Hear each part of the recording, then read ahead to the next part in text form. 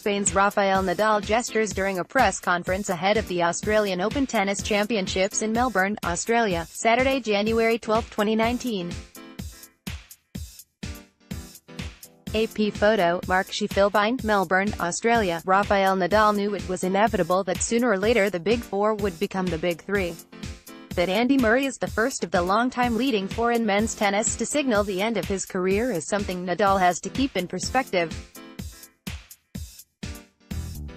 Two-ranked Nadal enters the Australian Open as a legitimate title contender along with number 1 ranked Novak Djokovic and number 3 ranked Roger Federer, both six-time champions at Melbourne Park. Nadal is 32. Djokovic turns 32 in May, a week or so after Murray. Federer is 37. Five-time finalist Murray plans to start the tournament in Australia, but he has conceded it could be his last after 20 months of struggling to overcome a long-time injury. The severe pain from his surgically repaired right hip is restricting his movement and he has already flagged he'll retire after Wimbledon, if he can keep playing that long. Murray practiced on Saturday at Melbourne Park not long before Nadal appeared at a news conference to talk about his health after 3 months out of competitive tennis and his prospects at the Australian Open, the only one of the 4 Grand Slam tournaments that he hasn't won at least twice. "Yeah, of course it's very bad news," Nadal said of Murray's tearful news conference the previous day. "Will be a very important loss for us, for the world of tennis, for the tour, for the fans, even for the rivals that he have been part of a great rivalry between the best players for a long time, and a great competitor. But being honest, when somebody like him, that he achieved almost everything in his tennis career, is suffering like he's doing for such a long time already, probably he does the right thing." For his mental health, Nadal has missed long periods of tennis because of injuries throughout his career, still managing to amass 17 major titles, but has never contemplated a date for retirement. "I didn't arrive to that point. I am a positive guy. I always had the feeling that we'll fix it," he said. "But, of course, there is periods of time that you don't see the light. Is tough." Federer has credited improvements in travel, in nutrition and in life balance for giving modern tennis players the ability to extend their careers well into their 30s. He was 35 and coming off a long injury layoff when he revived his career with an Australian Open title in 2017. He successfully defended the title last year, his 20th major.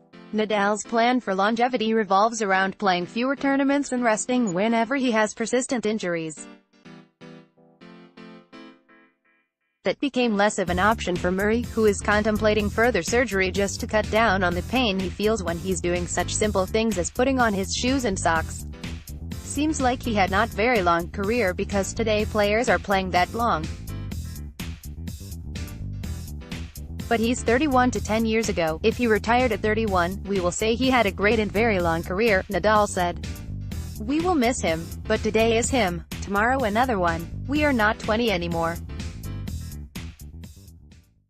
Our generation, everyone is more than 30s. The Big Four have dominated the men's circuit for more than a decade and shared around the major titles with few exceptions, such as Stan Wawrinka's wins at the 2014 Australian Open, the 2015 French and the 2016 US Open, and Marin Cilic's victory at the 2014 US Open. There's a crop of other players coming through, including No. 4 ranked Sasha Zverev, but much of the attention in the couple of days at Melbourne Park will be on Nadal, Murray and Djokovic, who went through juniors together, and Federer. Nadal will open against Australian James Duckworth in the second match Monday on Rod Laver Arena. Federer has a night match against Denis Istomin on the same centre court. Murray is scheduled to play No. 22-seeded Roberto Bautista Agut on Monday at Melbourne Arena, the third of the show courts.